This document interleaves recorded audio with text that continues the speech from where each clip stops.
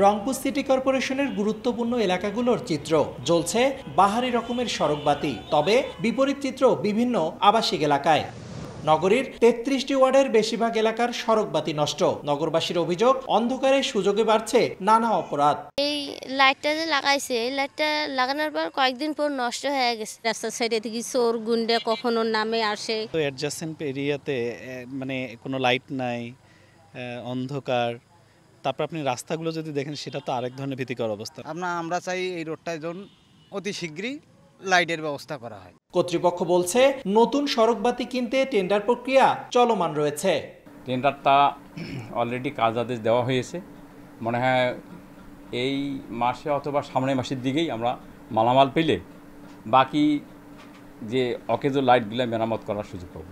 আর নগর police বলছে, যে কোনো অপরাধ দমনে সতর্ক তারা।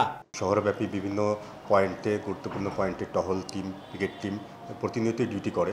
তো এর পাশাপাশি যদি শহরব্যাপী পর্যাপ্ত আলোর ব্যবস্থা থাকে, পর্যাপ্ত সিসি ক্যামেরার ব্যবস্থা থাকে, তাহলে এগুলো আমাদের অনেক সহায়ক ভূমিকা পালন করে। সিটি কর্তৃপক্ষের তথ্য মতে, নগর জুড়ে থাকা ২০,০০০ সড়কবাতির অর্ধেকই অকেজো।